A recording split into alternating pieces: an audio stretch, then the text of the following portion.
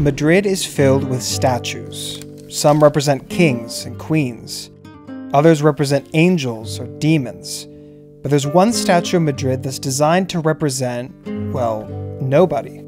He has no royal crown, no plaque, no flashy clothes, not even a name. But he does have one thing: a very shiny butt. A butt so shiny that people stop to take pictures with it.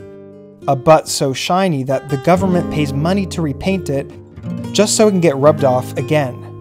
But this statue is not a mistake or a random piece of abstract art. No, it was actually built to carry out an important job, one that, arguably, it has failed to do. Who is this man? Why is he here? And what insight can we glean from his bronze behind? His story is really the story of this building, the Church of Santa Maria de la Almudena. It was a small church, a bit dinky in comparison to many of the others in Spain, but it did have the advantage of being the oldest church in Madrid, with a history that traced back to the Roman Empire. When Madrid was named the capital of Spain in 1561, it was a lot like this church. Small, unimportant, and culturally insignificant. But all of a sudden, Madrid was now supposed to serve as the capital of a world empire, and thousands of people started flocking to the new capital. Because of this, historians at the time saw a need to create a better backstory for Madrid, a mythology worthy of an imperial capital. So when they saw this old church and the statue inside of it, they decided to base this new legend around the church. As the story goes, a friend of Apostle James was traveling from Jerusalem to Madrid.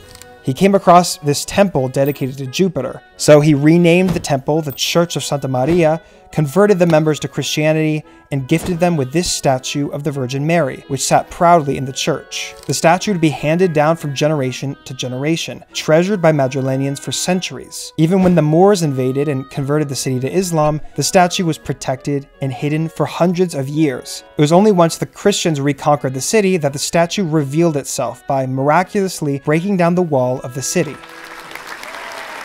The story was no doubt fake and politically motivated and a bit black and white, but it served as an early attempt to create an identity for the people of Madrid, and the people bought it. This statue, the Virgin of the Almudena, became the patron saint of the city, and the church went from some random old church to be a foundational institution of Madrid. So much so that this small church became a must-see for all visiting royalty, and the starting point for yearly religious processions.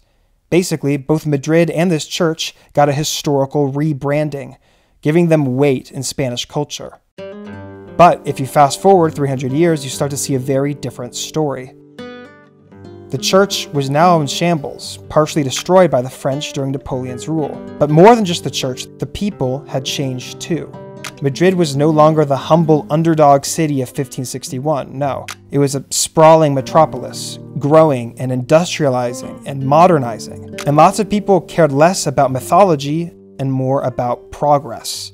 They wanted the city to be organized with orthogonal, well-connected streets, and they were willing to get rid of whatever stood in the way. This church of Santa Maria de la Almudena was right at the intersection of two important roads, and some writers and politicians started to discuss demolishing the church to better connect these streets.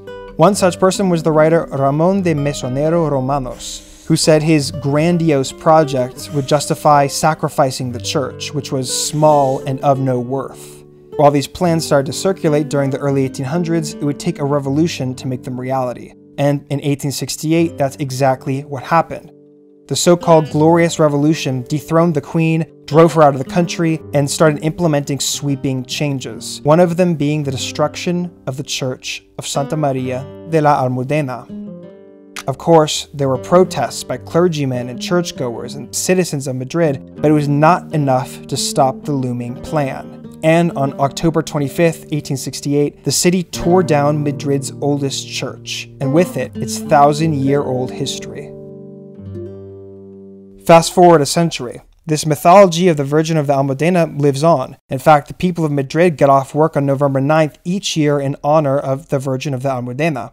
The church, however, remained completely lost. That is, until one day in 1995, when the city found these ruins of the original church. Historians got excited, and in the church's honor, the city council decided to build a glass case around the ruins so that Spaniards and tourists alike could reflect on Madrid's history.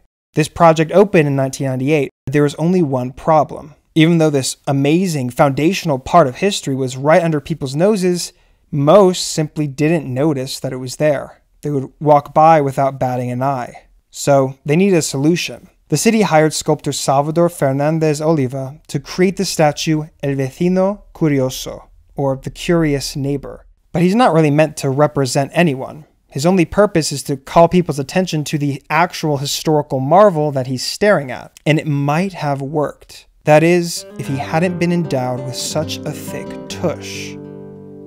The statue itself started to gain a cult following, with the main attraction being his prominent rump, which, according to a new legend, bestowed good luck to anyone who rubbed it. Nowadays, it's not uncommon for tourists to snap their photos with a shiny butt man and walk on by. This small church was meant to be a spiritual foundation for a small, up-and-coming city. The only problem was that while Madrid and its ambitions continued to grow, the church did not. And over time, it came to be seen less as a fundamental building block of Madrid's identity and more like a burden, a barrier to the city's progress. All to the point where some saw the church more valuable as a pile of rubble. Of course, there are many Spanish people who have fought to keep this church alive in the minds of Madrileños and the city visitors. These are the ones that protested demolitions and built glass display cases and built statues. They fought in the name of preserving a certain memory of the past. But sometimes all it takes is a pair of amber cheeks to distract us from the history right in front of us.